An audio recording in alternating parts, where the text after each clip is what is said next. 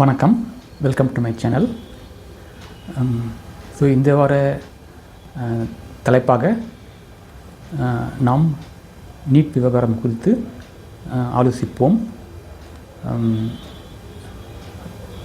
சமீபத்தில் தமிழக அரசியலில் நீட் தேர்வு சம்பந்தமாக மீண்டும் ஒரு சர்ச்சை எழுந்தது. கட்சிகள் அது குறித்து போராட்டங்களில் இறங்குவதும் அல்லது அவரவர்கள் கருத்து தெரிவிப்பதும் நடந்து வந்ததை பார்த்தோம். சமீபத்தில் ஒரு வாரம் அல்லது 10 நாட்களுக்கு முன்பு நீட் என்கிற மருத்துவ படிப்பு சம்பந்தமான ஒரு பொருள் ஒன்று சொல்லியாக வேண்டும். தமிழகத்தில் மருத்துவ படிப்பு சம்பந்தமான சர்ச்சைகள் எழுவது இது ஒன்றும் புதிது அல்ல. உதாரணமாக 1990களில் அப்போதும் ஒரு போராட்டம் எழுந்தது. அது என்னவென்றால், ராமச்சந்திரா மெடிக்கல் காலேஜ் தெரியும், போரூரில் அதற்கு அனுமதி வழங்கியது குறித்து, அதாவது தனியார் மருத்துவக் கல்லூரிக்கு அனுமதி வழங்கியது குறித்து போராட்டங்கள் எழுந்தன, எதிர்ப்புகள் எழுந்தன. குறிப்பாக அரசு கல்லூரியில் படிக்கும் மருத்துவ மாணவர்களும் போராட்டங்களில் இறங்கினார்கள். அது ஒன்று. அவர் ராமச்சந்திரா மெடிக்கல் காலேஜ் நிறுவனர் அதிமுகவை சேர்ந்தவர். அதனால் இயல்பாக எதிர்கட்சியான திமுகவின் எதிர்ப்பு எழுந்தது. மருத்துவக் கல்லூரியில் படிக்கும் மாணவர்களும் தமக்கு போட்டிகள் அதிகமாகிவிடக்கூடாது என்று தனியார் மருத்துவக் கல்லூரி வருவதை எதிர்த்தார்கள். பிறகு நடந்தது தெரியும். நிறைய தனியார் மருத்துவக் கல்லூரிகள் வந்துவிட்டன. அந்த எதிர்ப்பெல்லாம் அர்த்தமில்லாமல் போய்விட்டது. அப்போது 1990களில் அதுக்கு அல்லது முன்பு விரல் விட்டு எண்ணக்கூடிய அளவிலேயே மருத்துவக் கல்லூரிகள் இருந்தன.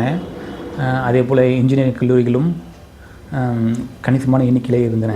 1990களிலிருந்து இந்த தெரியும் இந்தளவு எண்ணிக்கைகள் பெருகி தொடங்கின என்று.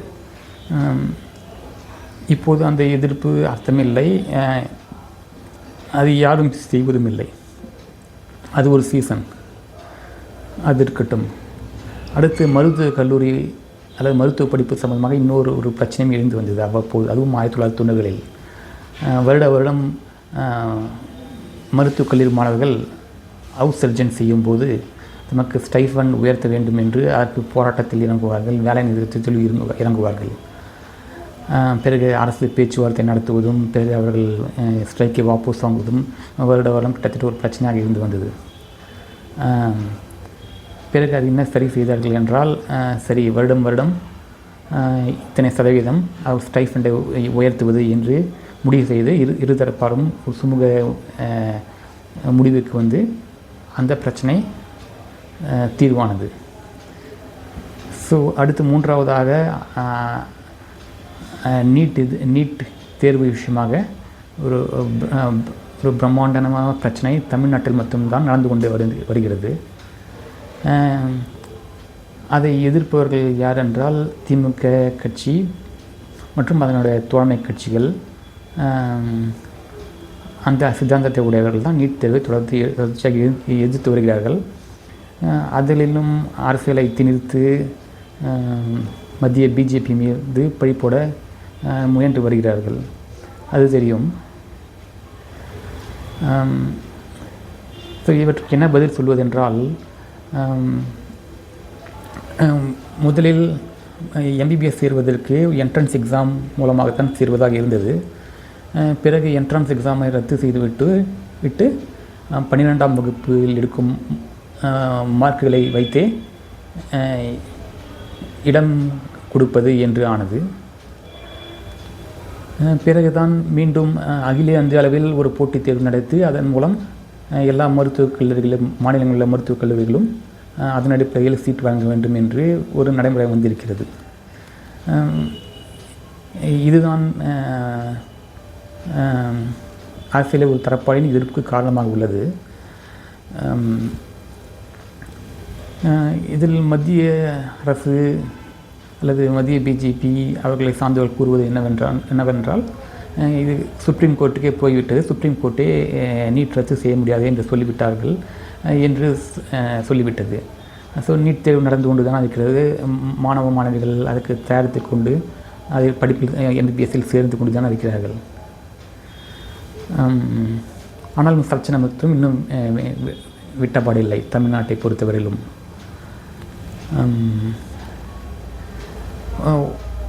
ஒரு விஷயத்தை சொல்லியாக வேண்டும் இங்கே. நான் 1990களில் பள்ளியில் படிக்கும்போது அப்போது ஒரு ஆசிரியர் சொன்னார், அதாவது எம்ஜிஆர் தான் முதலில் இந்த நுழைவுத் தேர்வு என்ற தத்துவத்தை கொண்டு வந்தார் தமிழ்நாட்டு பாடப்படிப்புகளுக்கு அல்லது மேற்படிப்புகளுக்கு. அதனால் பலரும், அதாவது நிஜமான திறமையுள்ள மாணவர்கள் மருத்துவ படிப்புகளில் சேருவதற்கு வாய்ப்பு ஏற்பட்டது என்று அவர் புகழ்ந்தார். அதற்கு முன்பு என்ன நடக்கும் என்றால், ஏதோ இன்டர்வியூ வைத்து மருத்துவக் கல்லூரியில் சேர்த்து கொள்வார்கள்.